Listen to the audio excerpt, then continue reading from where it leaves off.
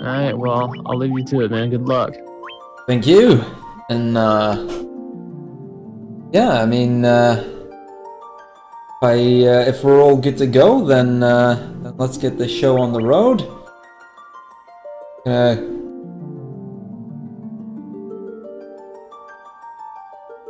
Quickly confirm that we're actually good to go. Now, before I start, I will quickly mention for the first about like 30 to 45 seconds of the game, I'm gonna be relatively silent, just on account of this first part actually being pretty difficult.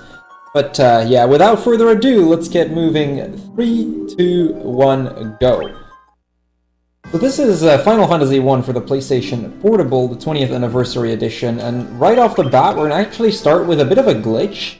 This is actually a PSP exclusive glitch. It is frame perfect, so it can be a little bit tricky to pull it off, which I'm going to be a little bit silent for here. I'll explain how it works shortly after.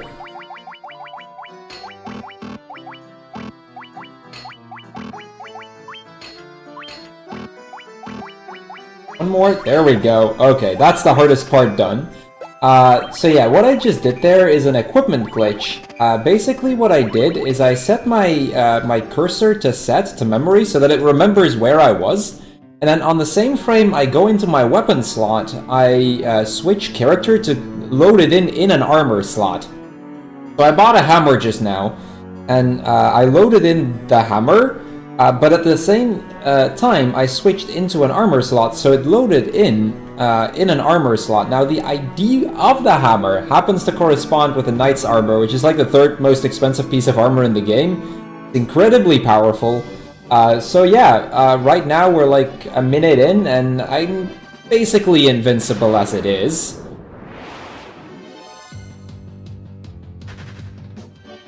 So yeah, with that, we're gonna go over to our good friend Garland.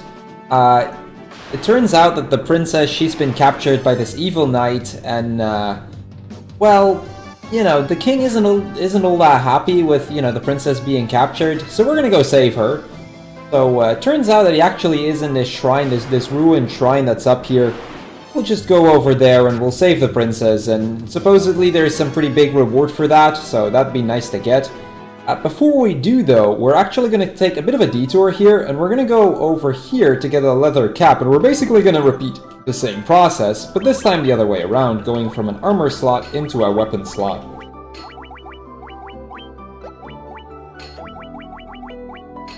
Yep, and that gets us the Judgment Staff. Now, the Judgment Staff is the most powerful staff in the game. It has the ability to cast Flare as its secondary ability. You'd normally only actually get it from one of the bonus dungeons from the Lifespring Grotto by defeating Atomos, so you're really not supposed to have this yet. So you know, we're just gonna go attack Garland. This is a pretty straightforward fight. It's a 3 to 4 hit fight depending on the rolls that I get. I only got one critical, so it did end up being a 4 hit fight, but it's still one turn. So yeah, that's how easy Garland is. So even though we were level 1, we've got the most powerful staff in the game. We've got one of the best pieces of armor in the game. So we're basically invincible at this point. Yeah, with that, we've saved the princess, and the king, he's gonna thank us for saving the princess. And as a reward, he's going to help us build a bridge so that we can get ourselves a ship. He doesn't have any ships anymore, but it turns out there's still one in Provoca. So we're gonna go to Provoca and ask for a ship there.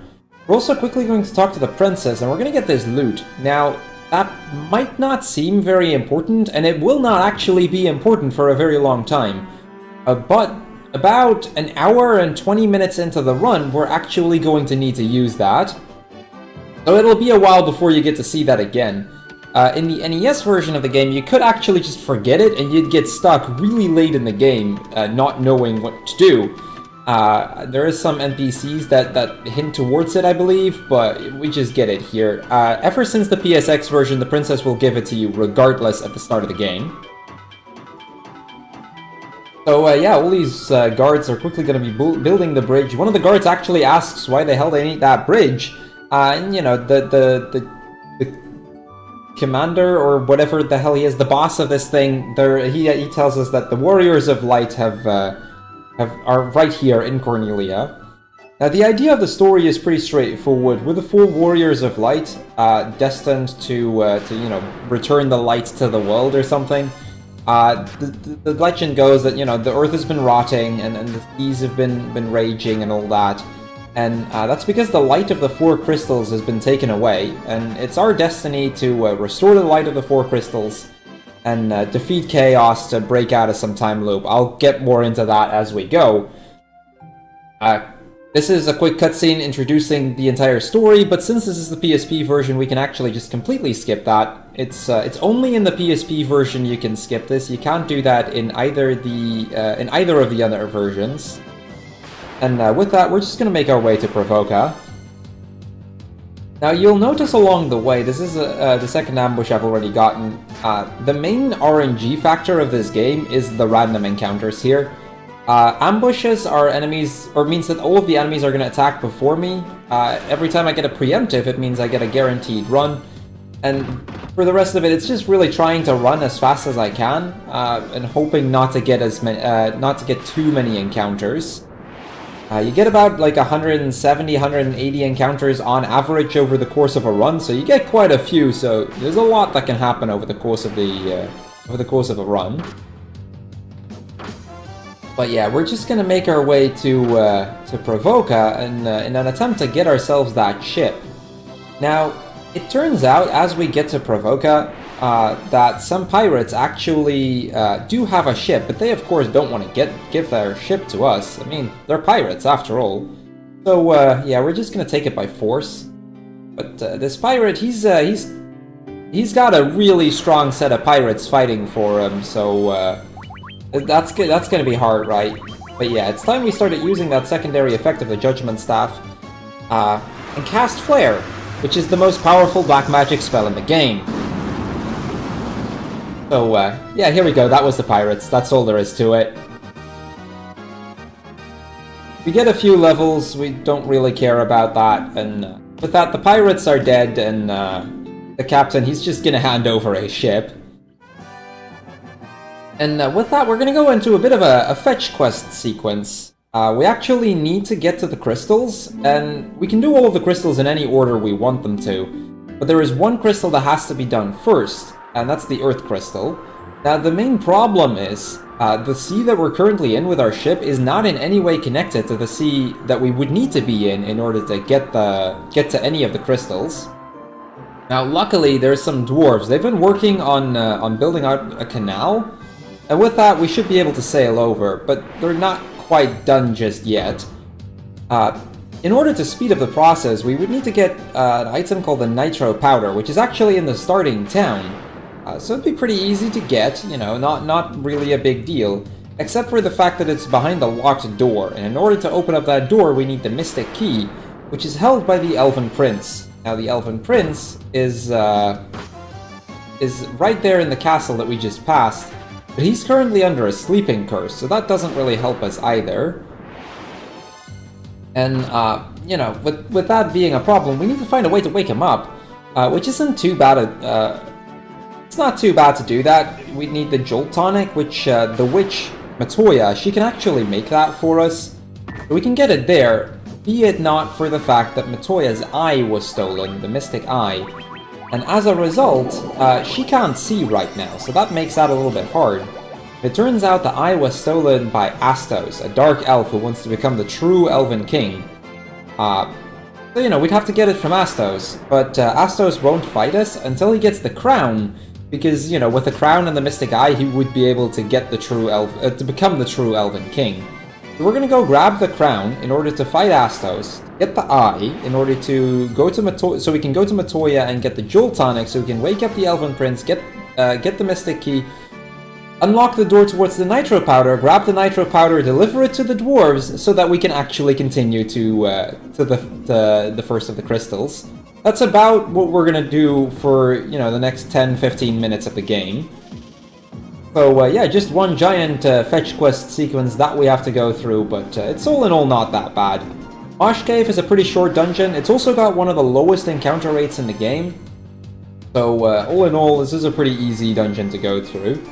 I will say, in the full bestiary run of the game, which requires you to beat every single enemy in the game, this is actually a dungeon that you can be halted on for a very long time, because there's a few enemies that are just really hard to find. Yeah, some Pisco demons over here. They actually hit quite hard, but you know, they still die to one judgment staff. With that out of the way, we're gonna get ourselves the crown.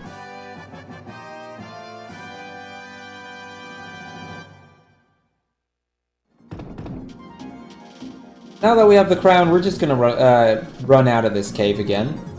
As I was on the ship, there is a mini-game, the 15 puzzle, that if I get a second place prize for it, which requires me to beat it between 30 seconds and a minute, I could get myself an emergency exit, which would instantly warp me out of a dungeon. I wouldn't be using it here, because there is another dungeon we have to backtrack through, which is a lot slower.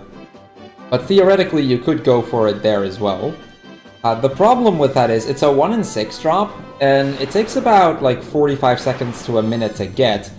And, well, you know, it saves about a minute 45, 2 minutes total, by just using it in the one dungeon where I could use it. So, you know, at the end of the day, you might save like a minute, but that's a 1 in 6 chance, so it's not really too marathon safe for me to do that. On average, it loses time.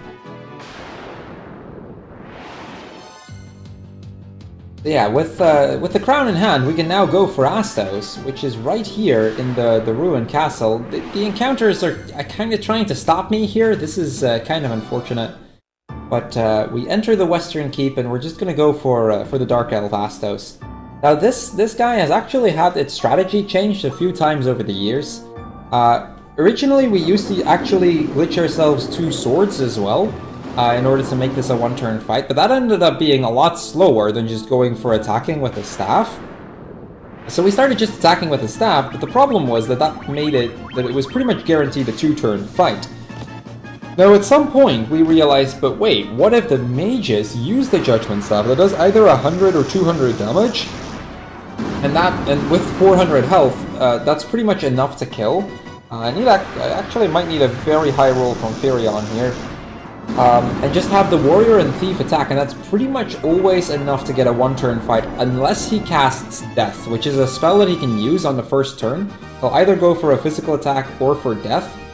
Depending on where he hits his Death, and if it actually hits, it could still become a 2-turn fight, but it's pretty rare at that point. So with this, we've got a pretty consistent setup to get a 1-turn fight on Astos, but at the same time not having to glitch any additional equipment. It's a pretty neat way to get Astos down. But yeah, we get the eye, and with that we're going to go over to Matoya. Now, one thing I haven't really mentioned yet is, as I was going up towards the Western Keep, I purposely took the left path.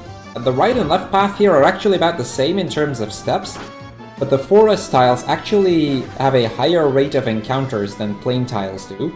I'll be avoiding forests and the likes as much as I can. Now, for this part specifically, it saves so many steps that it's just faster to go through the forest. But those are little things that we have to keep in mind as we run through this game. It's just kind of a way to try and mitigate how many random encounters we end up getting.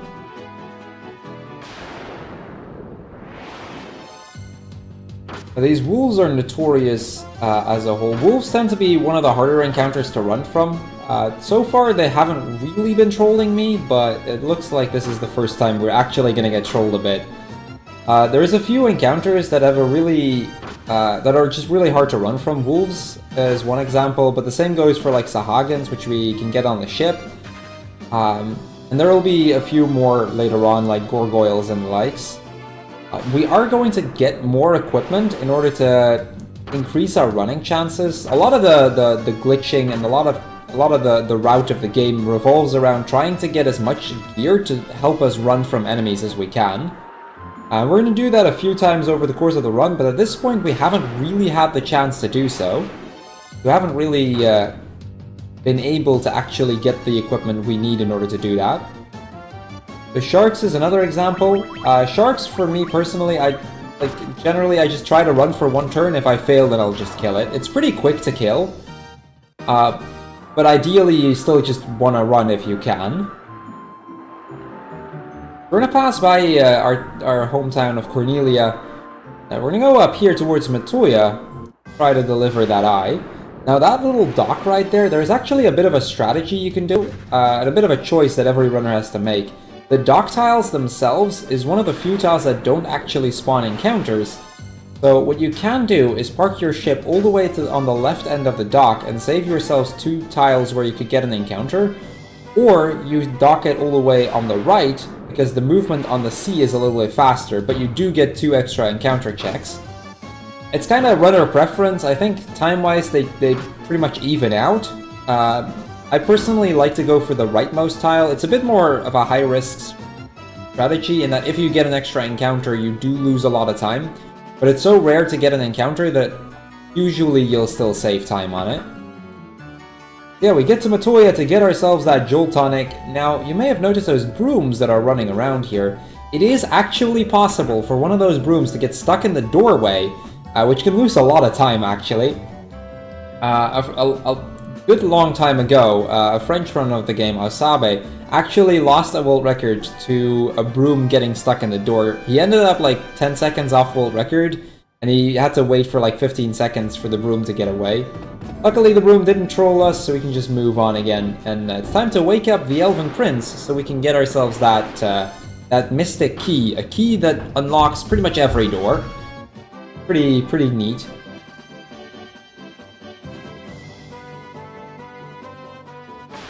This is another one of those segments where it's kind of just trying to run around the map, just hoping to run away from these enemies. There really isn't too much going on yet.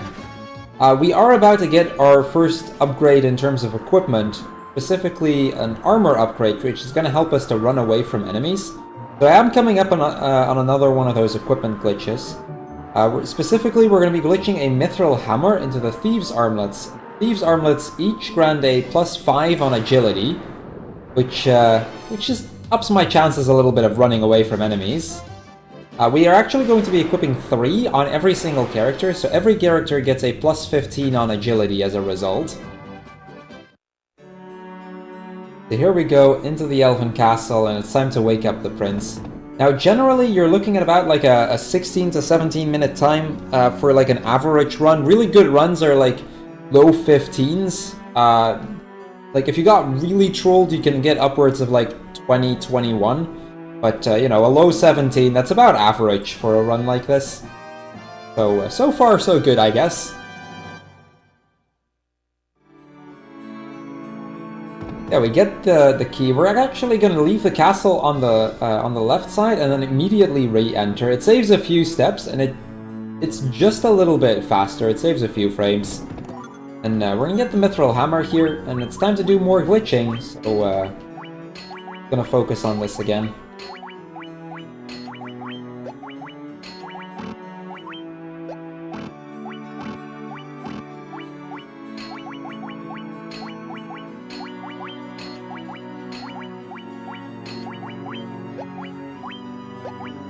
There is a reason we don't do this on the shield slot. I'll explain that later. But yeah, there we go. Thieves' Armlet's done. Like every single one of those glitches is frame perfect. It doesn't really look the part. It's not even that hard to execute, but it does make it a little bit tricky sometimes to get. I'm gonna sell my Knight's Armors here and get some gold needles. That's mostly just for safety. We need to sell the Knight's Armors for money management, because they just sell for a lot of money. That's like 74,000 gil, which is pretty much enough money to get us through the rest of the game. And we need the gold needles specifically for an enemy coming up in one of the next dungeons, the cockatrices, which have a chance to petrify party members, which basically counts them as dead. And the gold needles is one of the few items that can actually recover the petrification, so we just need that in order to have some safety on board. You could theoretically skip them and just hope to not get petrified, but it's not very safe to do that in a marathon run. So into the Cornelia Castle, and we're actually just going to go towards the treasury. Now, I'm only going to get one item here, which is this one, the Nitro Powder. There is a a bit of an alternate route that you can take, which I believe it's slightly faster on average, which gets another item in the treasury and glitches that into an item to help kill off enemies later on. I'm still using the somewhat older route, I guess, which has a little fewer of those safeties in it, but it's not necessarily slower. Either way can work out. Really up to the runner which route you prefer.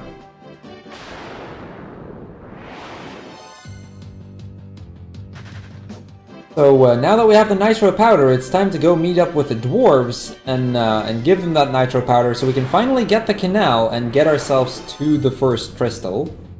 It's about time we started actually going for one of those 4 crystals. Now, as I mentioned, there's like the crystals can be done in any order you want. The only requirement is that the earth crystal has to be the first one. You need to get a canoe later on, which unlocks all of the other dungeons. But without that, you just can't get that, and they won't give you the canoe unless you have the earth crystal. Kind of as like a proof that you're worth of this thing. That you really are the warriors of light and that it is your destiny to save the world. Yeah, the dwarf here is he's gonna blow up this thing. I don't know how this entire tunnel doesn't flood, but for some reason it doesn't.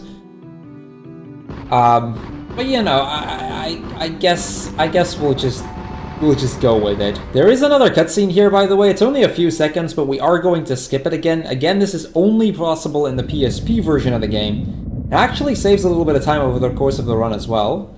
The same cutscenes are in the GBA version where they're not skippable, and I think that like if you play all of them out, it's like about 2 minutes that we're looking at.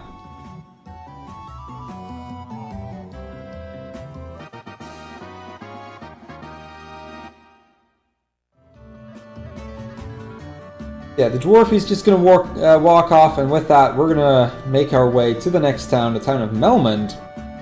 And you can kind of see the effects of the earth rotting, specifically in this area.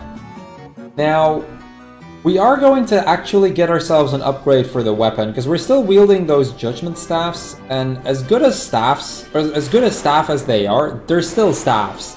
And they tend to not really be too useful for physical damage. So we are just gonna go into the town and get ourselves a bit of an upgrade for the weapon, and get ourselves a really useful sword. Now, to give a bit of an idea of how powerful the sword is that we're gonna get, you may have once heard of such swords as Excalibur. Now, Excalibur, you know, really powerful sword, sword of legends, whatever. Yeah, the sword we're gonna get is about 3 times as powerful as Excalibur, with a base power of 125 over 45 from Excalibur. On top of which, it grants a strength boost of 15 to every member that has it. We're gonna buy ourselves a steel glove here, and that steel glove is actually going to glitch into this sword. So, another one of those menus coming up here.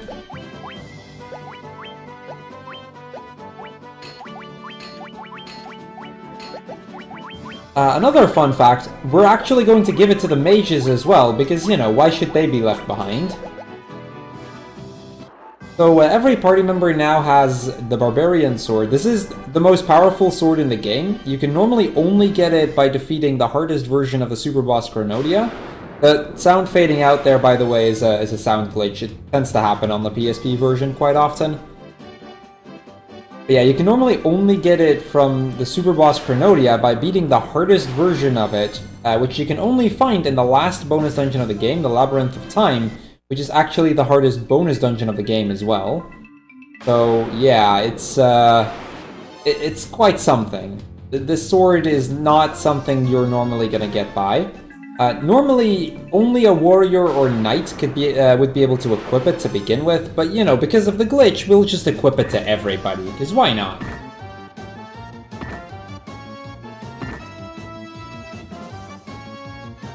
You know, run away from this. I am gonna actually heal up a bit, because my health is on the low end. We have enough potions, so I don't have to worry too much. Only gonna use 1 potion on my thief. Because I actually want my Thief and Warrior to be between about, like, 30 and 80 health. Preferably a bit lower, but, like, this will work.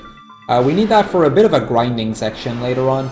Don't worry, by the way, this is a really short grinding section. This is not what you'd expect when I say grinding. But we need to get a few levels later on.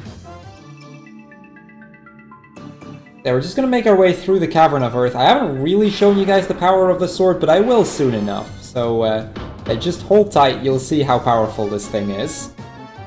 I am also gonna make my first safety save now that I've entered the 3rd floor, because there is an encounter here that can actually kill me.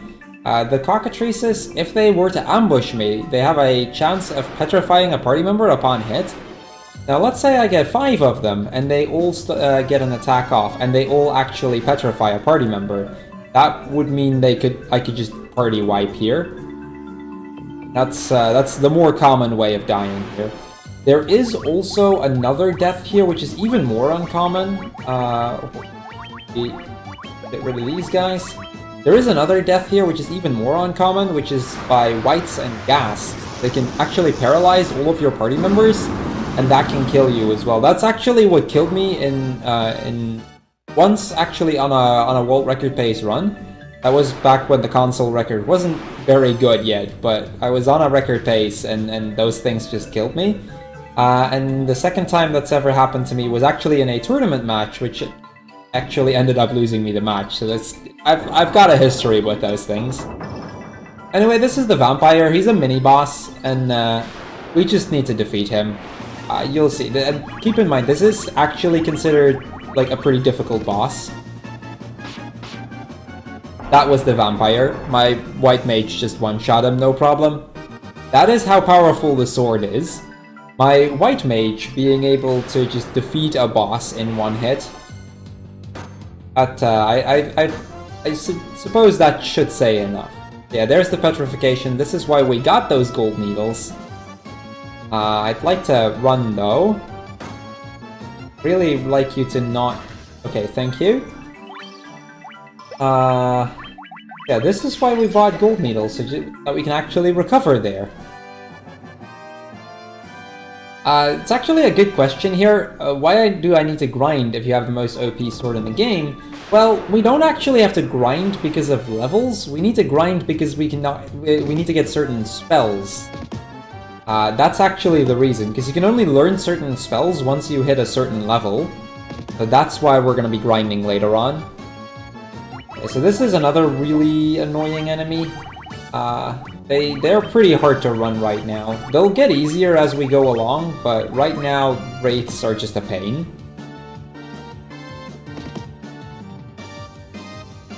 We're just gonna judgment staff them if we can't run. These guys can be quite dangerous if you're not careful, but luckily they all die to one hit with the judgment staff. Contrary to some of the later Final Fantasies, like Final Fantasy V and VI, staffs don't actually break when you use them in battle, so I can just use them however many times I need to. This would, by the way, be the place where I'd be using the emergency exit. I need to walk out because further on in this floor there'll be a stone slab blocking my path. And I can't pass that unless I have the Earth Rod, but the Earth Rod, the sage that has the Earth Rod will just give it to us, that's not the problem. But there's a giant blocking the way, and giants love rubies, because, you know, why not? That's great food, right? And those rubies, or the one ruby we can actually get was the one past the vampire just now. So we have to backtrack a bit here. On average, that takes a minute and a half, or a minute 45 to 2 minutes.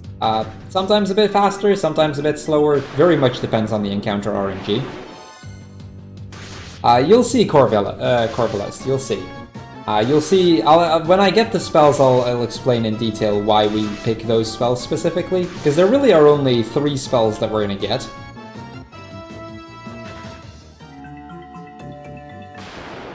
Yeah, that's a bit of a nasty ambush with those gargoyles right there. The encounters haven't really been too fortunate so far. I've been kind of getting unlucky as I've been trying to make my way out of this place. So hopefully that'll switch around a bit as we go along.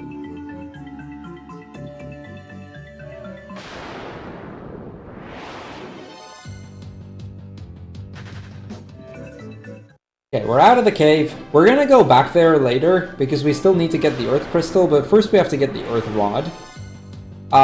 The Shadows ambushing here, this is actually a very interesting encounter. Shadows will always be an ambush or a preemptive. Now, in the GBA version and PSP version, it's about 80% for it to be preemptive, which means I can just instantly run. So we have the saying in the FF1 community that, you know that the game hates you when Shadows start ambushing you. Now, in the NES version and PSX version of the game... Oh wow, double ambush too. This game really doesn't like me today.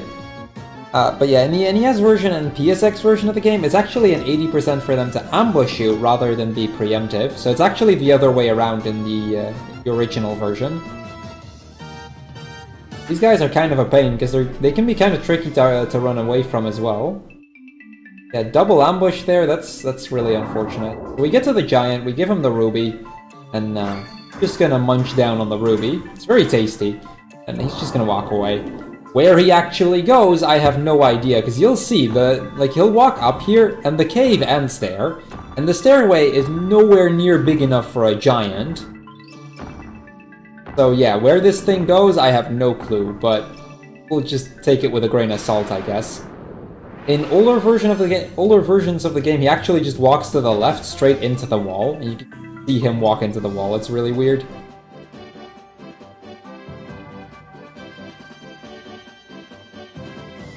Yeah, that walkout definitely did lose me some time, but we're still in a decent position.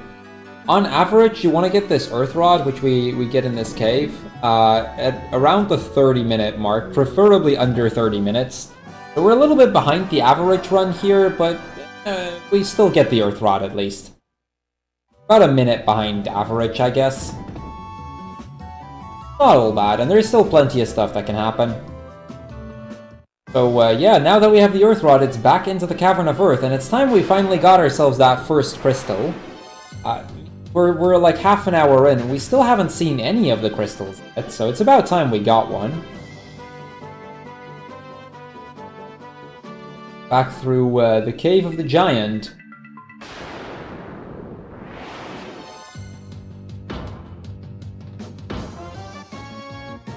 There's another ambush by these ogres. There's actually a lot of really annoying encounters in this place, and the ogres is like the least bad one, even if they ambush you. Wolves tend to... If you get like an ambush by 8 wolves, they can just keep you there for a very long time. You can lose a lot of time to that.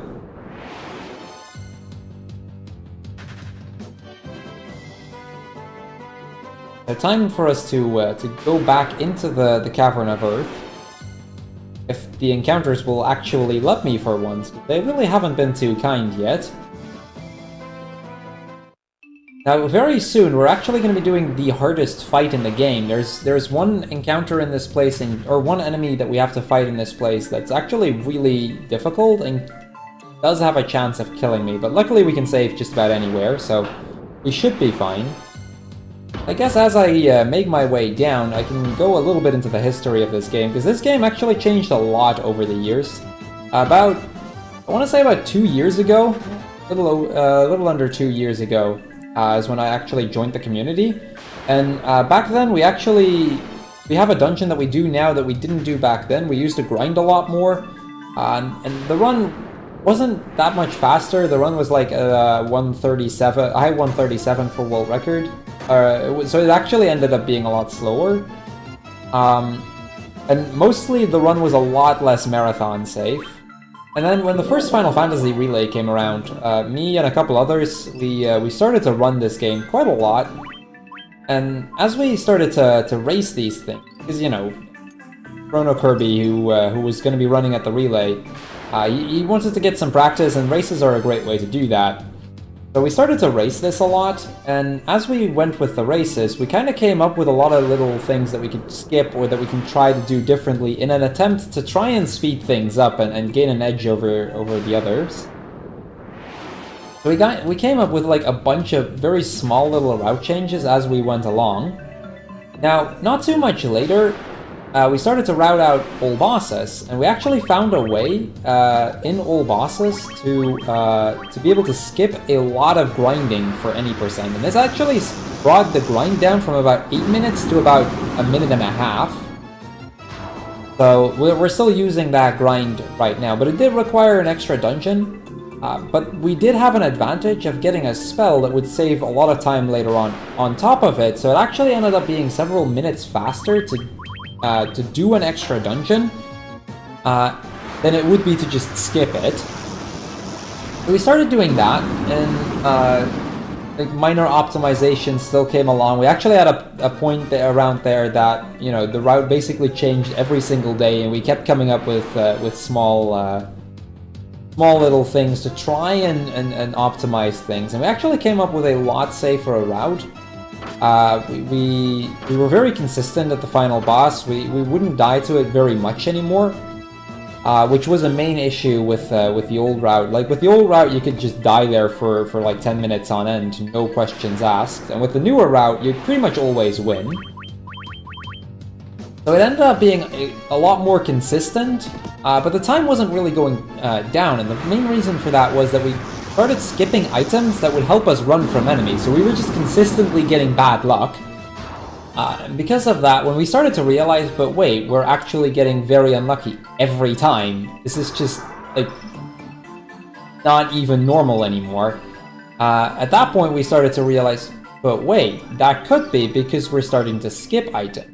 When we realized that, the time just started to go down from the 137 that it was back then to like a 127. So it actually, it suddenly started showing how much the time could go down.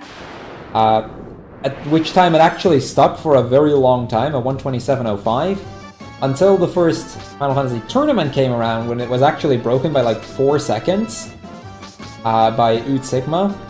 And it was at that point, like, that we pretty much got stuck on that route for about a year until the second tournament came around, when Nikki Noel, actually the world record holder on the GBA version and PSX version, he started to come up with ways that we could, you know, make things a bit more consistent, and with that it's gone down even more. So we went from like, in about like 2 years, or like a year and a half time, we went from about a 137, a high 137, to about a low, or no, I believe it's like a mid 122 or something. Just because of all the changes that came along as we went. Yeah, with that, we've actually made it to the bottom of the cave, and it's about time we actually got to that really difficult boss that I mentioned. This is actually one of the deadliest bosses in the game. There is a way to make him 100% consistent, but even with saving, it's still slower to do that. We just save in front of him, and we're gonna fight him. This is the guardian of the first crystal, the Lich. So it's the first of the major bosses of the game. There's like 5 major bosses that we need to fight, not including refights. But yeah, we're just gonna attack, and you'll see. He's pretty hard. Yeah, that's the first major boss of the game. Now, he did not actually look very difficult, but he actually is. If he outspeeds me, he has a 50% chance of casting Blazara, which will instantly wipe my entire party. You generally die like about maybe 10-15% of the time to him, maybe a little bit less. It's not too common. Manipulation of encounters, we've actually looked into RNG manipulating encounters, but we have found no viable way of doing that for this version. So, like, at this point in time, we don't know of any ways to manipulate RNG. So yeah, we get the first Crystal of Earth. We see one of the bonus dungeons unlocked. This is a dungeon we unfortunately won't be going into today. This is the Earth Gift Shrine. There's 5 bonus dungeons in this game. This one, rather, one for each of the 4 crystals, and then one you get by the end. Unfortunately, for any percent, we just skip all of them. We really don't need to go in there. For all dungeons, all bosses, and full bestiary, we actually go through all of them. Some of them even multiple times. That's kind of what my main category for this game is, the old bosses category. I don't run any percent too often, but, you know, from time to time it's pretty fun to run this. Yeah, we get to the ship, and we're gonna make our way to Crescent Lake. Now, this is a town I could have actually already visited quite some time ago, but I wouldn't been able to progress from there. But now that we have the first crystal, we can talk to the sages there, and they'll give us a canoe, which allows us to go in 3 directions. This is the first point of the game where we're going to kind of sequence break things. We're supposed to go, and that's what they tell us, like, we're supposed to go to Mount Gull, which is where the fire crystal is at, the second of the crystals. However, since we have the canoe, there's 2 other dungeons we can go through. We could either go to the Cavern of Ice, which is actually pretty much the deadliest dungeon in the game. It's a pretty tough dungeon, but we need to go there in order to get the airship later. Or we could go for the Citadel of Trials, which is what we need in order to get ourselves a class change later on. Now, for the glitchless categories of the game, specifically PSX, GBA, and PSP glitchless, I'm not sure about NES because I've never actually run the NES version. We go to the Citadel. We would go to the Citadel of Trials next. The game intends me to go to the to Mount Gulg next. For the glitched category, however, we're gonna go towards Cavern of Ice next, is in order to get the airship. In the glitchless categories, you go to the Citadel first, because there's a weapon there that would greatly help you along for Cavern of Ice. But, you know, we kind of have the strongest sword in the game 4 times, so we don't really need that anymore. So we're just gonna skip out on that, we're just gonna go to the Cavern of Ice instead.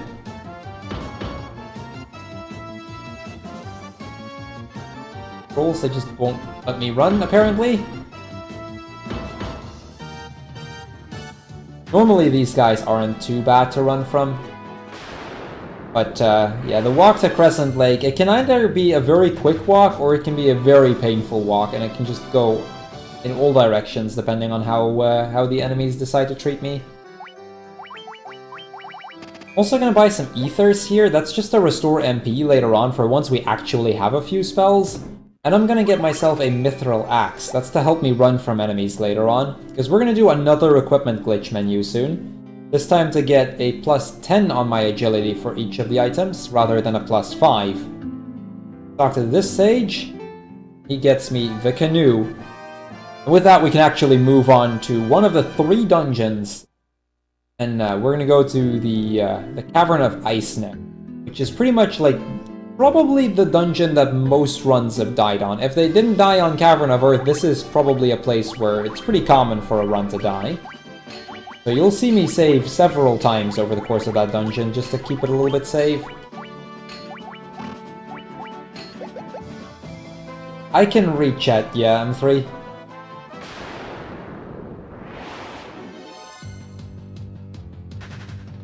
So yeah, on to the Cavern of Ice. Now, the Black Garbs, I can't equip them on my my warrior. That's just by definition impossible, because I need to glitch it from the warrior, because he's the only one to be that's able to equip the mithril axe. I could do it to the white mage. It's kind of runner preference whether you do or not, and that's mainly because it requires an additional formation change.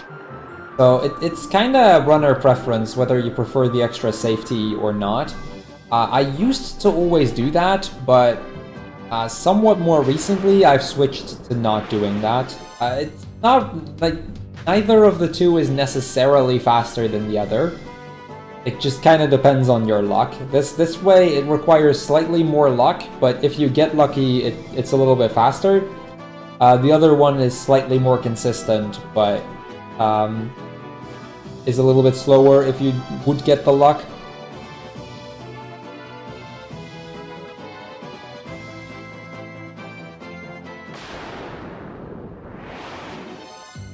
Let's get these warg wolves out of the way, into the Cavern of Ice, and this is where the worst part is gonna start. So I'm gonna give you guys a little bit of an idea of what can happen in this place, just to get you guys a feel for how dangerous this run is, or dangerous this dungeon is.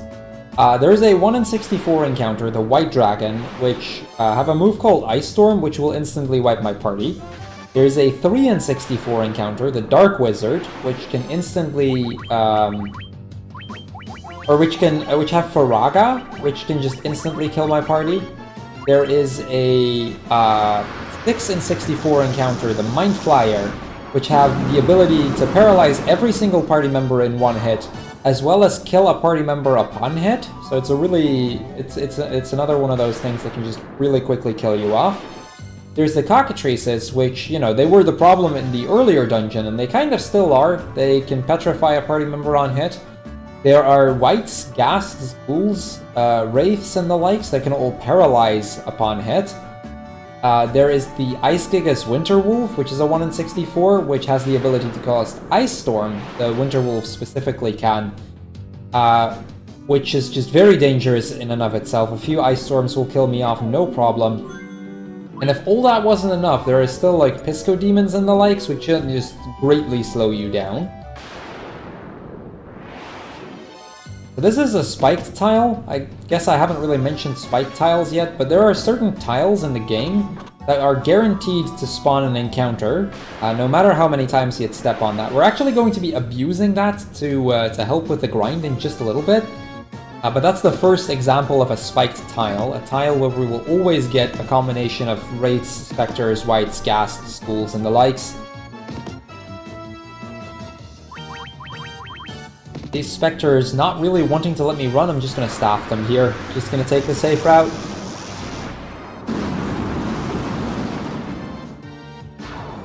Ooh, that is really annoying. The one Spectre surviving there loses me about 9 seconds. 8 to 9 seconds. That's a little unfortunate. It's a bit of an unfortunate time loss, but so be it. The new runners of the game tend to go up here because there's actually a staircase up here, which we will actually get to later, but that'll actually just get you out of the dungeon, so you really don't want to go for that.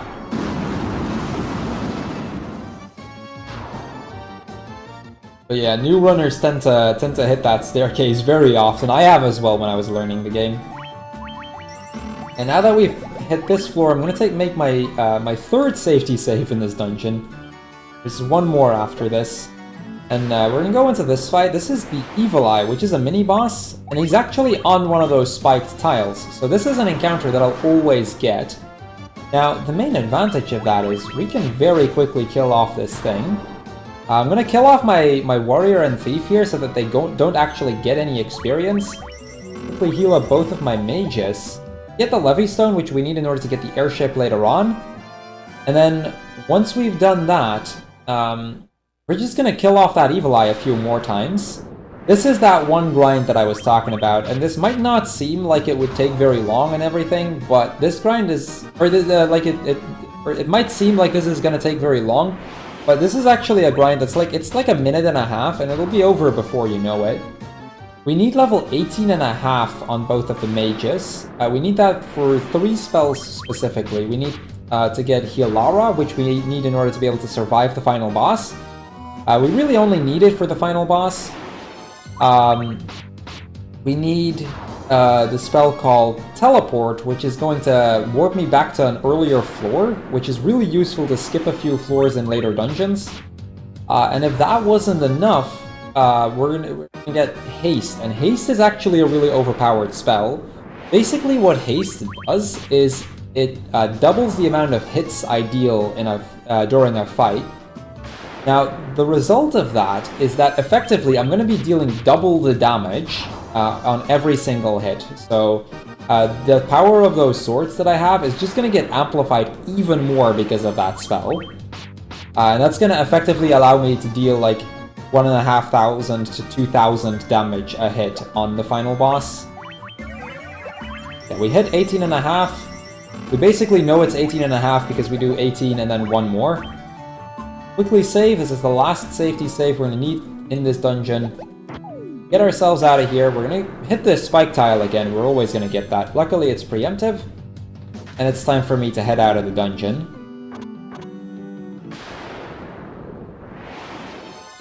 So this is that 1 in 64 white dragon. We also tend to call them double dragons because Double Drop, a Canadian runner of this game, has lost so many runs to those things. It was just not even funny anymore. The amount of good paces he's lost to the white dragons, it's really unfortunate, and thus they've been dubbed the Double Dragon. In regards to Saber, because Saber is really useful normally as well, we don't get Saber because of our swords. Having the Barbarian swords makes it, or gets us so much additional power that Saber doesn't really do anything anymore. Like the default 125 base power, combined with the fact that we have the plus 15 on strength, makes that a Saber wouldn't actually up it by much anymore. Being a little unlucky with all these Pisco Demons on the way out. This has been a pretty unfortunate run so far. But we'll get through no problem. So with that, we're gonna unlock ourselves an airship, because, you know, airships are cool. Now, way back in the day, when we started doing this next dungeon, we actually timed out what the fastest way would be to get to the next dungeon, which is going to be the Citadel of Trials. We're still not going to do the intended dungeon, not for a while. But we timed that out, and it actually turned out to be about a second faster to take the ship. Then later on, Double Drop, the runner I just mentioned, he actually started to... he did like 100 testing sessions to see which one would on average be faster, taking everything into account. And he came to that same result. It's about a second faster to use the ship. However, you lose about 9 seconds on overworld movement later on as a result. So it actually ends up being about 8 seconds faster to take the airship instead. So ever since we learned that, you know, even though the ship is faster to get there on average, not by much, but it is faster, but you lose so much time on the overworld movement, so instead we're going to be taking the airship anyway. There's a pretty lengthy cutscene here where you see like the land break open and the ship rise from the desert. But yeah, we're not gonna bother. We're gonna skip that. Well, with the airship in hand, let's go to the Citadel of Trials. So this is the only optional dungeon that we're actually going to be doing, and that just skips about 6 minutes of grinding. Like just if you ever want to get an idea of how much additional grinding you need to do, in the all bosses category of the game, we still need that grinding. We still need to get level 33 on the White Mage in order to get better spells, because the bosses are a lot more difficult. So in that category, you do about the same amount of grinding that we used to do in any percent before we started doing this dungeon. Yeah, Sid was first introduced in Final Fantasy II. So, yeah, he's not actually in this game yet. So on to the Citadel of Trials.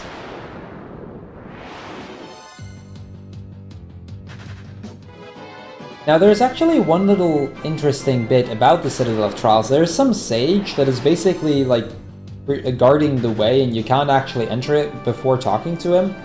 In the NES version, you actually needed to show him the crown as a proof that you're ready. However, in this version, they basically realized, okay, well, you're gonna need to get the crown regardless, because otherwise you couldn't even be here. So they just skipped that check from the PSX version onward.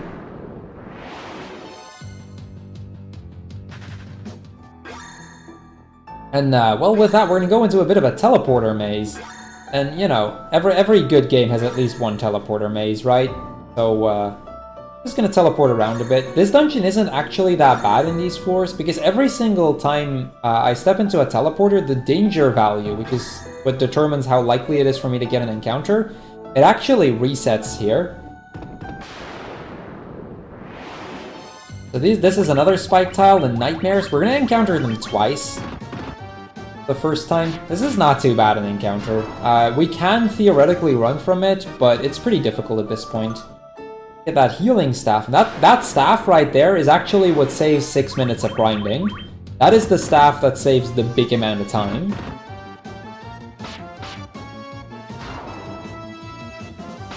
Time to kill off the nightmares, and we'll just make our way to the end. There's 2 more items that I want to get before we leave this place. These other 2 save a lot less than the healing staff does, but they do kind of end up helping.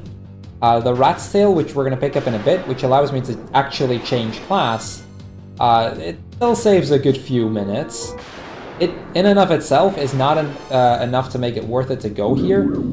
This could be bad. This is those Mind Flyers I talked about. These guys can kill upon hit, and Mind Blast can paralyze everybody. Luckily, my Black Mage stayed out of it. Okay, we're safe. That was a little bit dangerous right there.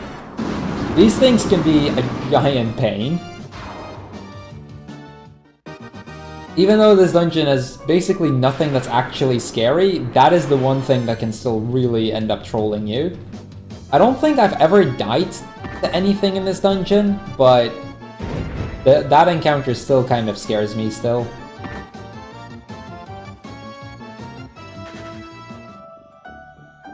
Yeah, we're gonna get the gauntlets here. That's for the final boss, basically. And we're gonna get the rat's tail, which is gonna allow me to actually get the class change.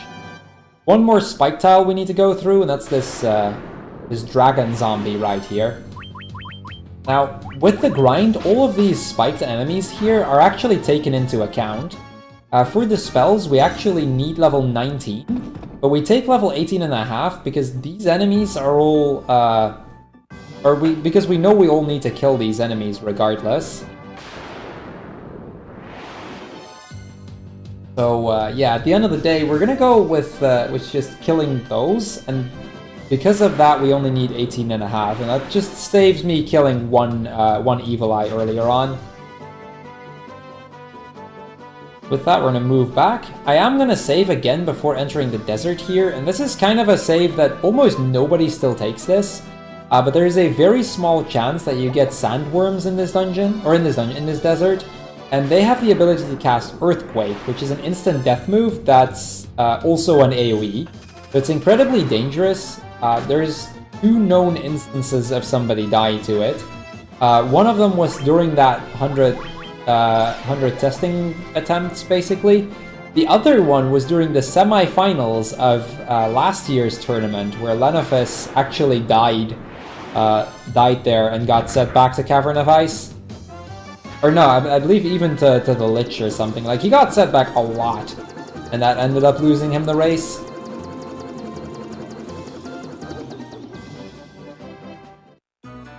Into the Dragon's Caves. This is a really straightforward dungeon. It's literally just one long hallway down and then one long hallway up to meet the dragon, the king of the dragons, Bahamut. He's gonna get us the class change. Now, the class change doesn't really do too much for us. I mean, we're gonna get some, like, slightly better stats, which is nice, but not really required. But the main thing it does here is that the Black Mage can now learn Teleport, which he couldn't learn before. We're going to use that on 2 instances later on, where it really saves a lot of time.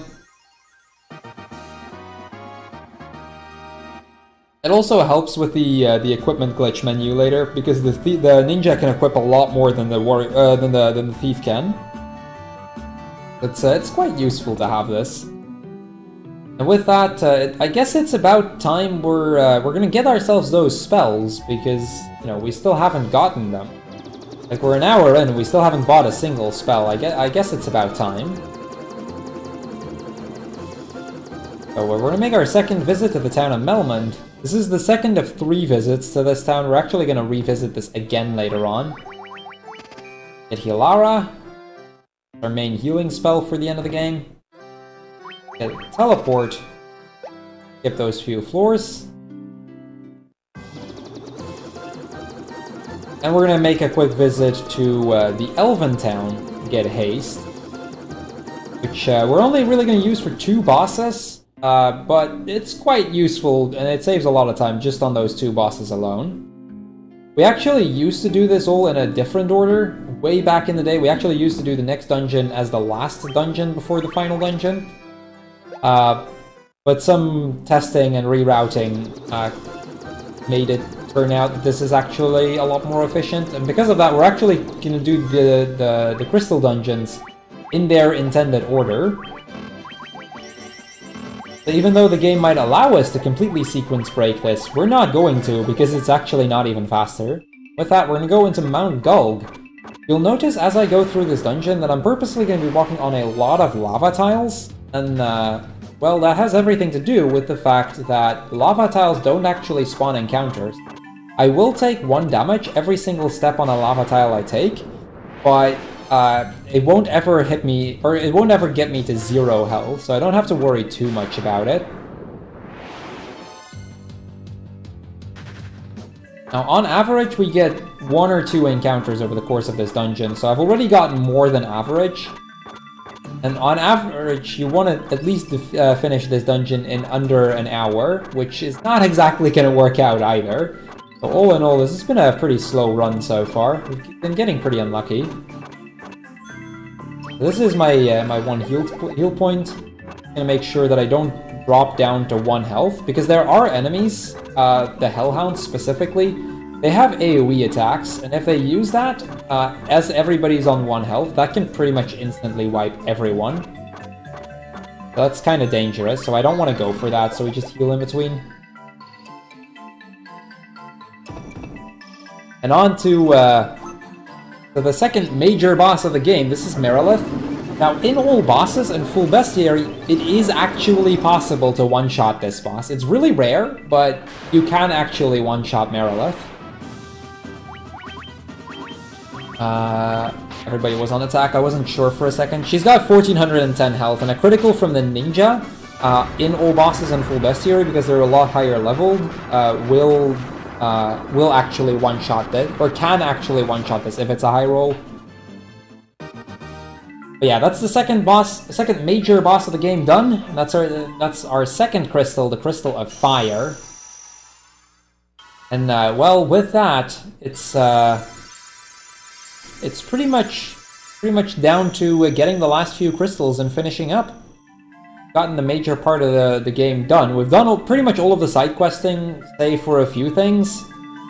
So now we're just gonna rush towards each of the dungeons. We need to do a few things in order to get there, but all in all, things are gonna go a lot faster from this point onward.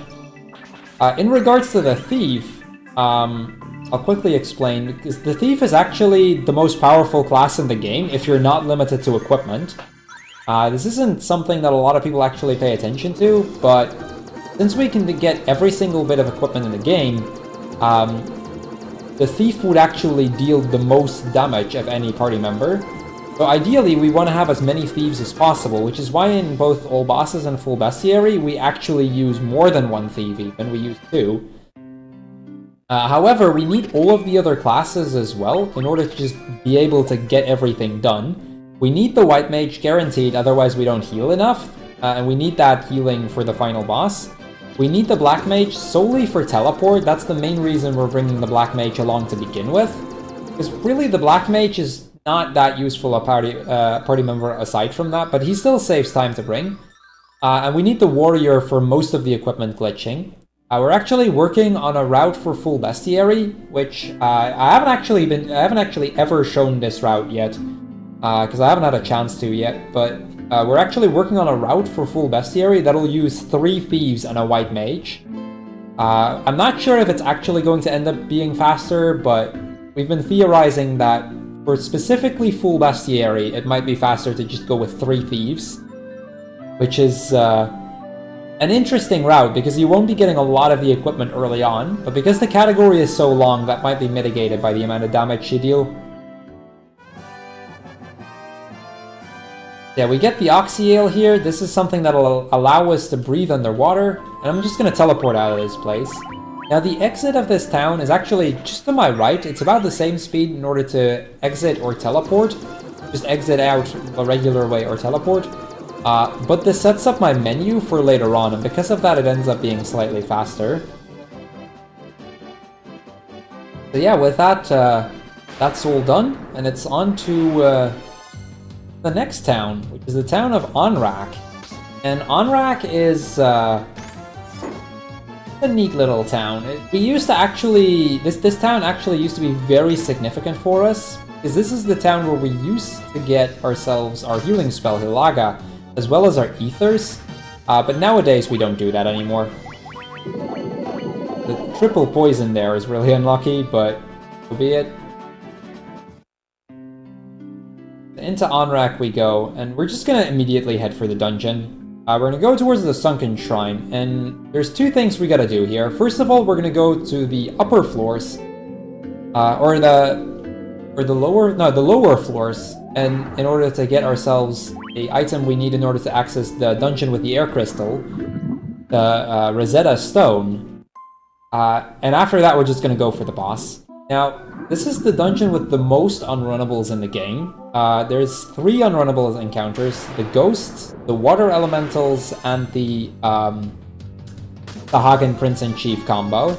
There's actually a lot of unrunnable stuff in this place. However, despite that, this is still my favorite dungeon. The music in this place is... I just love it. It's so soothing.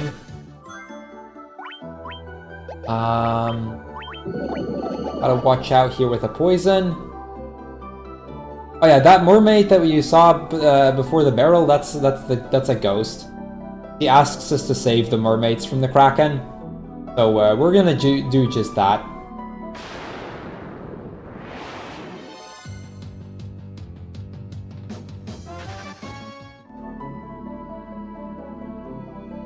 A pretty decent walk up. So yeah, this is actually a floor without any enemies, so enjoy the music for a bit. We're gonna get the Rosetta Stone. Ideally, you want to get this around on average about an hour and 2 minutes, hour and 3 minutes.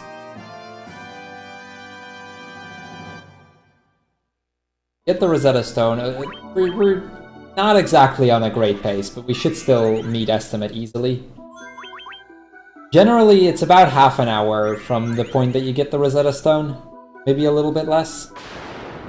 We don't use red mages solely. We actually used to in a very old route, but red mages would require more levels in order to learn the spells. So we'd be grinding more if we used red mages. And their damage output isn't that much more than the mages I already have. Because of the equipment glitch, the damage output between the two is not significant enough. Yeah, time to make our way down, and this is the first unrunnable. I'm gonna use the Judgment Staff here, and this is actually where the route that I use and the alternate route differ the most. I'm gonna have to use the Judgment Staffs in order to kill it off. However, the alternate route uses other items that they glitch earlier to kill off this kind of stuff faster. Basically because those animations are a lot faster. However, that does add an extra equipment glitch menu, so if you get very few unrunnables, this route is faster. If you get a lot of them, that route is faster. So it's kind of finicky. It's kind of in between. And it really just comes down to runner preference. Yeah, Water Elemental is not runnable unless they're with a Water Naga, which only happens on the 3rd floor. Water Nagas only spawn on 3rd floor. We're gonna get ourselves the Light Axe, which is in this place. And the Light Axe is actually... We're actually gonna pick this thing up from the right, because the other 2 tiles are both spiked. We're gonna go into a very important little equipment glitch menu. I'm gonna focus on this one for just a little bit here.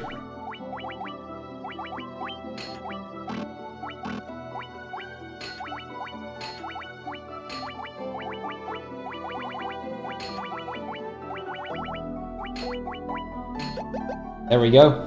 Survival vests you'd normally only get from Crrool. They add a plus 15 on agility, so they help a lot with running away. Running away at this point becomes pretty easy.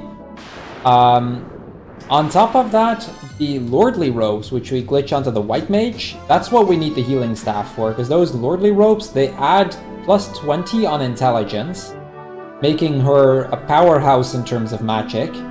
She just got a plus 40 on magic, on her Intelligence, and that just makes Hilara heal almost as much as Hilaga would. And that's what saves the 6 minutes worth of grinding.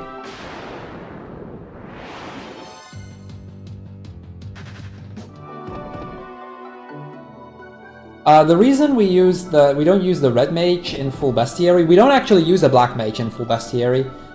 The reason we can just use the white mage is because you get exit instead, which is almost as fast as teleport.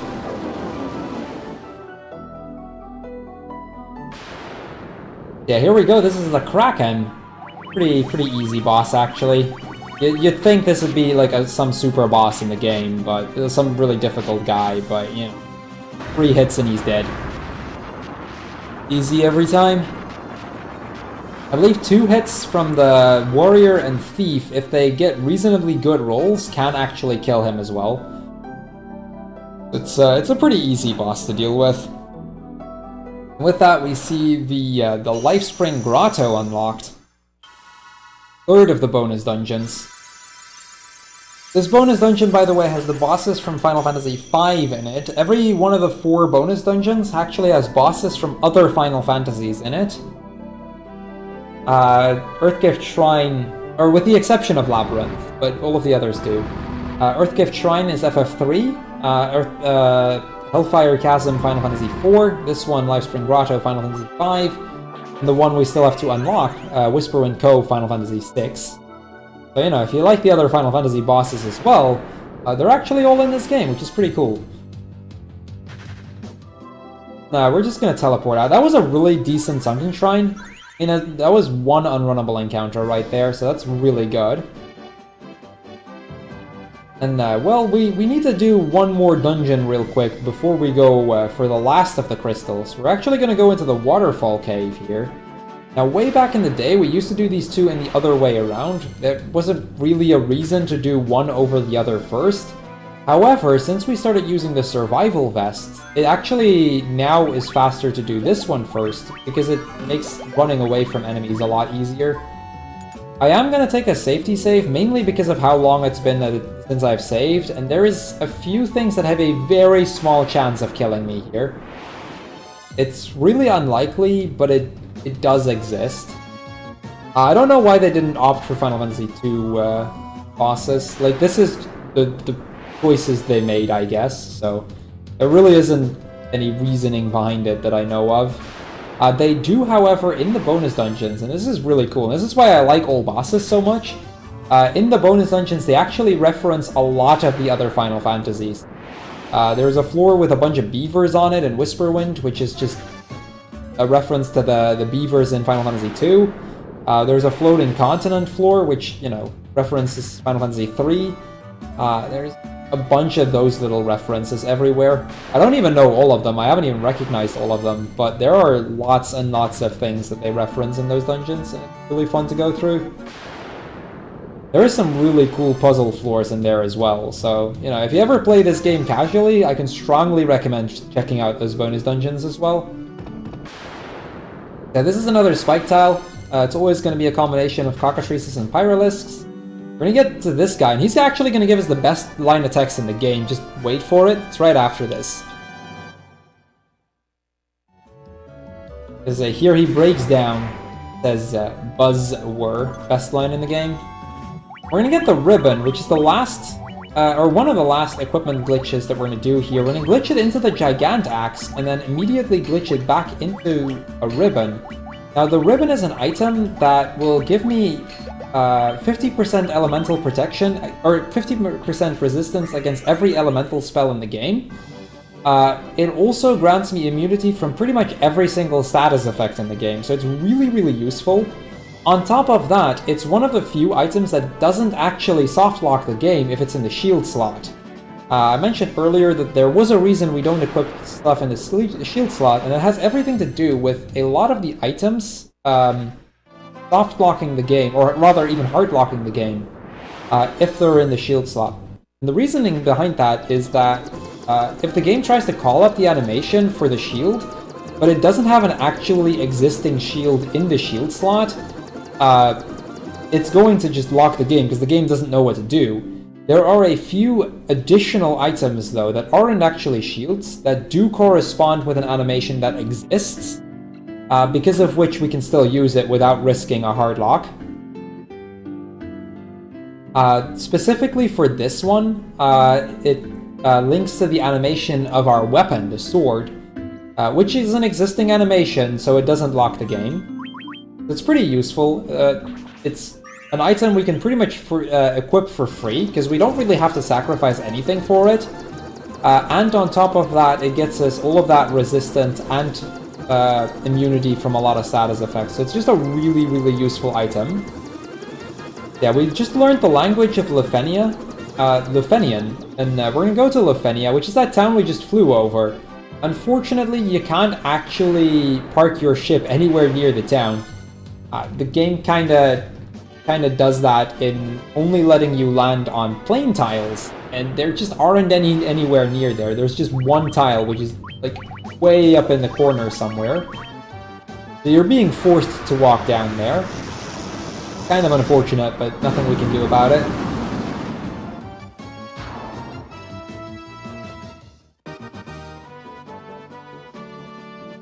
We're just gonna slowly but steadily make our way down. There is the unrunnable Minotaur zombies and trolls, which we're just hoping not to get, although the game hasn't really been giving me any luck here.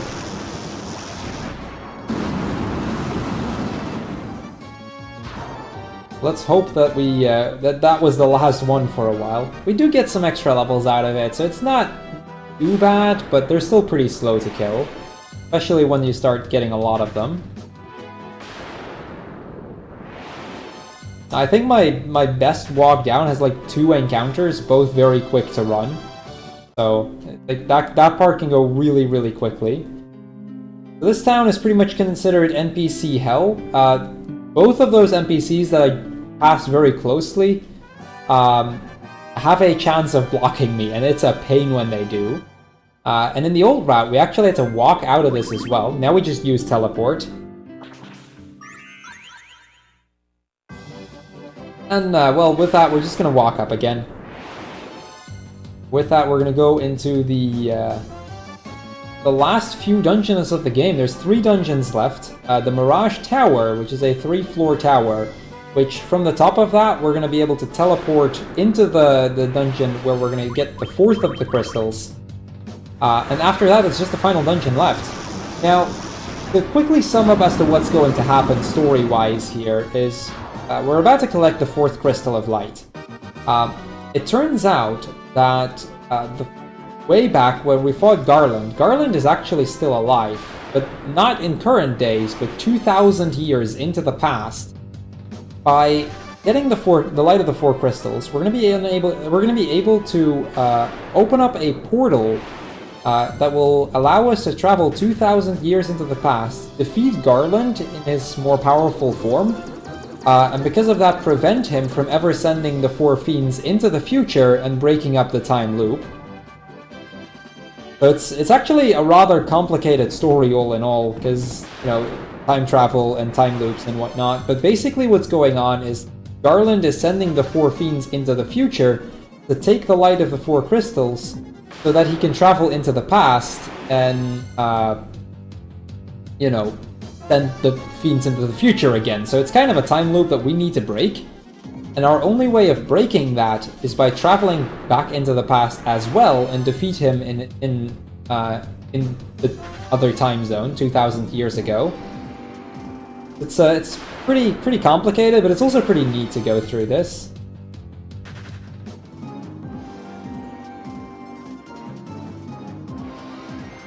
Yeah, just a very quick tower we're gonna go through. This tower actually has a pretty high encounter rate, which luckily we haven't really been bothered by yet.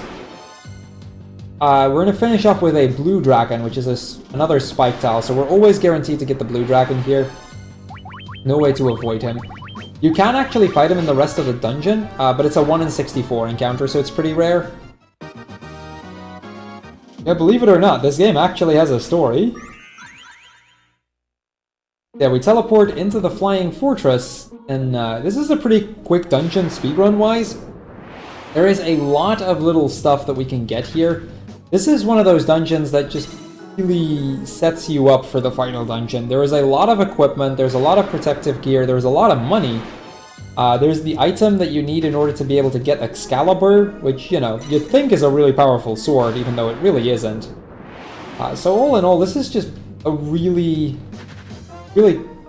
smooth dungeon to go through. There's so much that can help you casually. However, because we're speedrunners and we really already have overpowered gear, we don't really have to worry about it. Yeah, there you saw the block with the sword. That's because of the ribbon in the shield slot. Yeah, we can just instantly go to the next teleporter. Just make our way to the last floor. Now, on the last floor, this is something that I've never had in a marathon run, but hopefully today will be the first time. There is a 1 in 64 encounter, the War Mech, which it's actually the encounter that gives you the most money and experience in the game.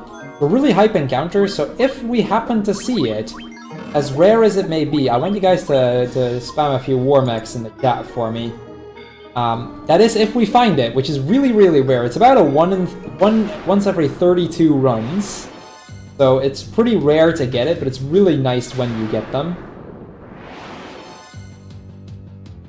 I've actually only once had it in a run, which was during a full bestiary run. The current full bestiary record gets it in this place. Even though you really don't need to get it here in full bestiary. It's pretty funny, like the one run where you need to kill everything anyway, I actually got it here. Getting a lot of encounters here, but no War Mechs. Okay, so far we've been a little unlucky. We might still get it on the walk out, but it's pretty unlikely at this point. Okay, we get to Tiamat, and let's just go beat him up, shall we? This is another one of those really difficult bosses, of course. Really powerful guy. And yeah, that was Tiamat. That's with that, we get the light of the 4th of the crystals, and we're pretty much done.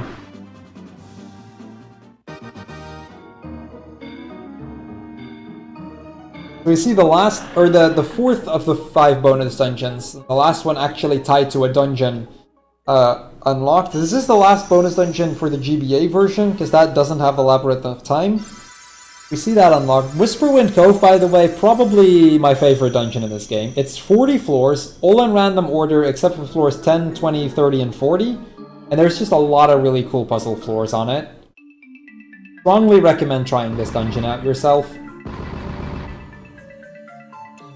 A fun fact, by the way, that boss just now, you can use a move called Scourge, which is an instant death move. It's, on average, not worth it to go for it, but it's pretty cool that he's even vulnerable to it to begin with. Is it War? It's not a War Mech. That's, yeah, I gotta disappoint you guys. Today was not the run. We didn't get the War Mech. I'm still hoping to one day get that in a marathon run. Who knows? Maybe at ESA in 2 weeks. Yeah, onto the final dungeon. And you may actually recognize this place if you've been here since the start of the run, because the final dungeon is actually the first dungeon. Little plot twist right there. We see this hooded guy, he's gonna unlock the last of the bonus dungeons, the Labyrinth of Time. Another really cool dungeon to go through. It's also one of the longer bonus dungeons, and the only bonus dungeon that has a separate RTA category. I believe current world record is like 19 minutes or something. I have the record, I should know it, but I really don't. Anyway, we're gonna open up this time portal. We're gonna travel 2,000 years into the past to go to the Chaos Shrine in times past and fight Garland one more time. This is the longest dungeon of the game. This dungeon takes about 11 minutes on average, so it's a pretty lengthy dungeon. Yeah, time is as we kill the final boss of this place. Gonna save a few times in this place because there are some dangerous things around here. Here we go. There's also a few unrunnable things. These purple worms are an example.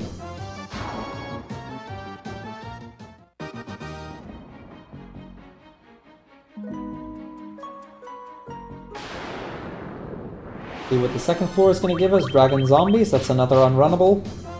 There are quite a few unrunnables here, but they're not as common as they are in the Sunken Shrine.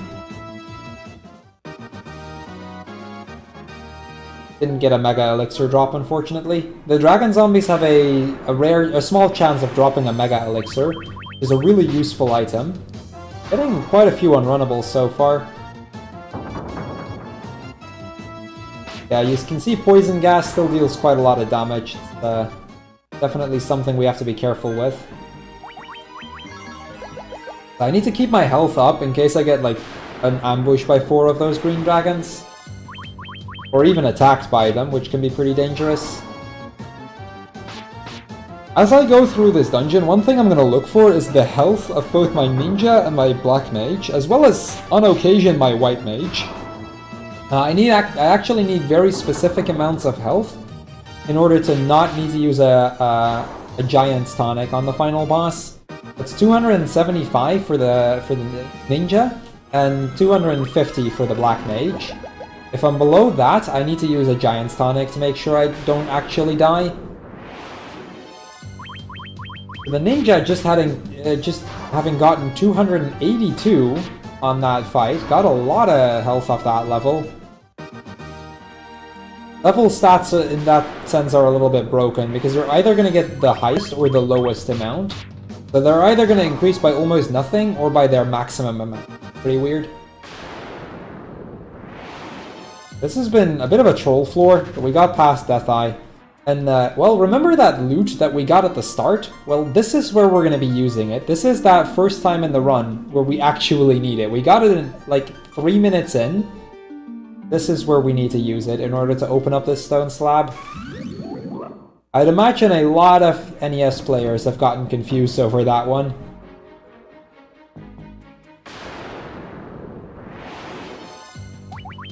This is a pretty annoying encounter. These Ice Gigas Winter Wolves, they actually can be one-shot, but only by the White Mage. A Judgment Staff from the White Mage will kill everything in one go. But the White Mage's agility is roughly the same as theirs, so she can either go last, or she can go first, or anything in between.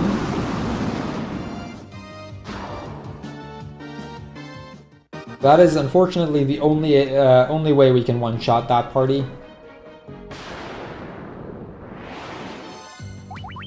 Dragon Zombies. My god, this is a lot of unrunnable stuff today. In general, this run has not been giving me any luck today.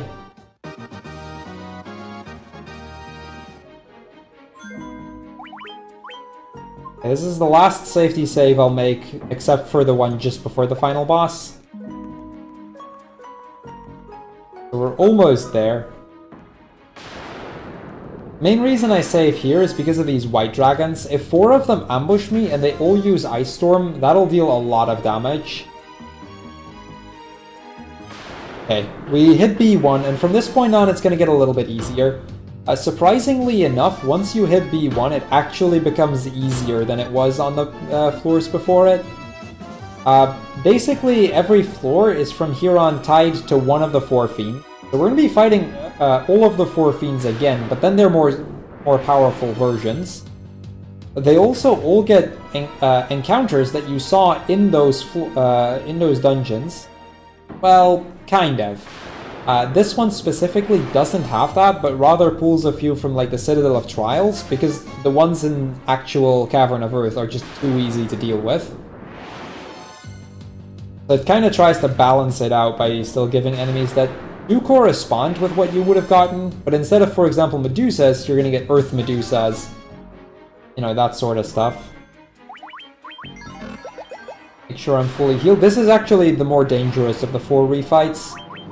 This is the Lich, and as he was dangerous in the first go, he's still dangerous on the second one. That was Lich. That was a really, really good fight. He has an ability, or he has a spell called Flare, which is guaranteed to kill both my ninja and black mage. And if I'm not full health, it could just one-shot my party. But he gets it off like I want to say about 40% of the time. But luckily this time we got lucky and he didn't go for it. So from here on it gets pretty easy. Run from all the enemies as much as we can. This one is actually unrunnable. It's like a 3 in 64, so this is a really rare encounter as well. But we have to kill it.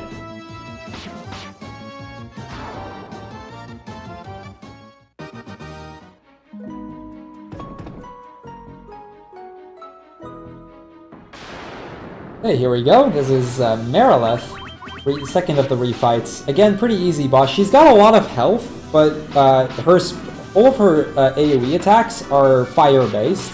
And we have the 50% resistance against all elemental magic, including fire, so we don't really have to worry about Merilith. Yeah, that's the second of the refights done. Onto B3. This one actually has an unrunnable encounter consisting of water elementals. We're hoping to just not get that.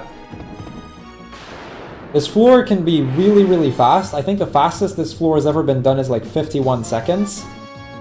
This floor can take upwards of several minutes if you get unlucky. But it really goes either way. I've twice done this floor encounterless, which basically means the floor is done in like less than a minute.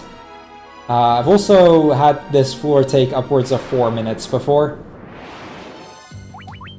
So this is one of the last really big RNG sections in that. And it very much depends on this guy, the water elementals.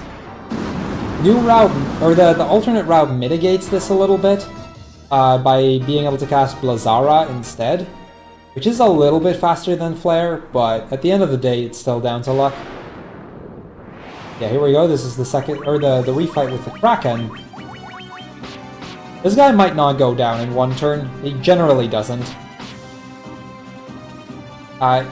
If you play this glitchless, by the way, if he just attacks a party member, he'll usually one-shot the party member.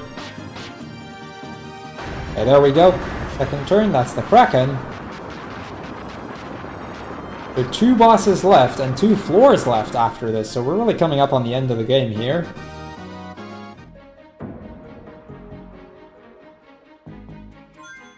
This one I'm actually gonna quickly heal before, because this one can be slightly more dangerous. This is also the first one we're gonna use a different strat. We're actually gonna haste the ninja. This all has to do with trying to guarantee a 2-turn fight. If the haste goes off before the ninja attacks, it's pretty much guaranteed to be 2 turns. If it goes after, it's about a 95% to be a 2-turn fight. However, if you don't haste, it's about a 50%. So it's basically a coin flip at that point.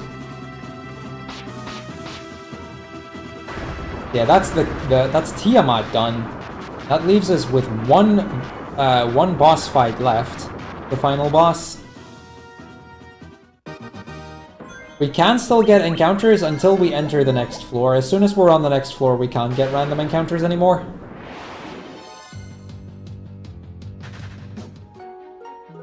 There we go. That's all of the random encounters for the game done. I'm gonna completely heal up everyone, because we kind of need to be prepared for this fight. We're gonna equip the clothes. That's to guarantee the White Mage being slower than Chaos, so that she'll heal after Chaos has attacked.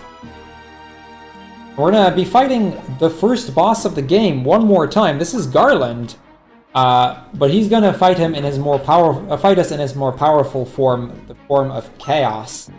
Now, this is a fight that in the very old route actually used to be very inconsistent. Nowadays, it's pretty consistent, say for a few times, because I have actually lost world record pace to this guy before. Still have a highlight of that. That was pretty devastating. It was like a minute ahead of world record, and then this guy happened. Just killed me. Okay, so here we go. We're first gonna set up a few Giants Tonics. I'm gonna use one on the White Mage for safety. I really shouldn't need it, but that's in case he crits the White Mage. I can afford to do that here. The ninja having 312 health is really, really high. So basically what that tonic does is it increases my max HP by 200 for one fight. Goes for Blaze. That's a pretty common move for him to use. He can either use physical moves or use one of 2 spell patterns. This is the pattern with a more powerful spell, so this is one I kind of need to watch out for. And say it consists of Blaze, Tsunami, and Cyclone. Now haste up both the Warrior and Ninja, effectively doubling the amount of damage they deal. A physical attack there is perfect, that means we're basically safe at this point. Isn't a lot he can do anymore. 2,000. This guy's got 20,000 health, by the way, which is actually 10 times as much as he has in the NES version. Actually got a pretty big boost in terms of health. Yeah, time is as soon as this guy flashes that he's dead. And from here on, it's basically hold X to win. Still up to RNG what he's going to throw my way, but we shouldn't be able to die anymore. These spells are quite powerful, but at the health we have, we should be fine. We could get trolled with a ninja dying if he does Cyclone next turn, but even then we're close enough to a kill at this point.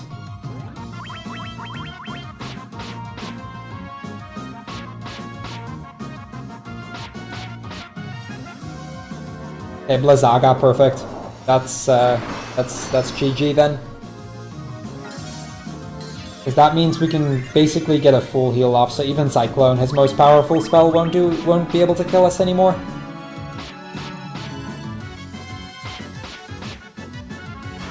That's it. That's time. Yeah, that is Final Fantasy 1 for the PlayStation Portable. With that, we've broken the time loop. You know, basically breaking that loop of 2,000 years that was going on. And yeah, we've saved the world and all that. Yeah, that's it. That's Final Fantasy 1. So yeah, thank you guys for watching. I will be back later today for Quirk, actually, which is another fantastic little game. I'm not sure what we have up next, but you know, so far the runs have all been a blast to watch. Oh, actually, Castlevania.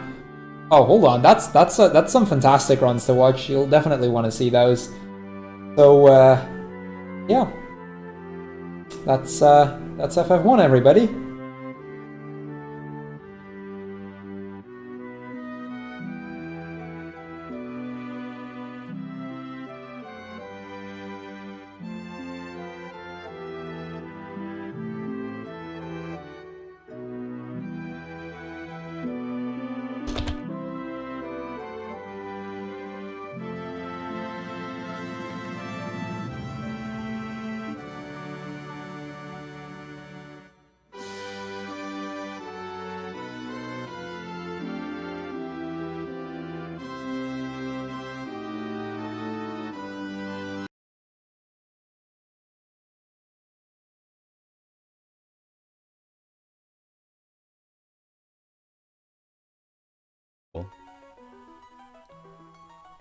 GG to him.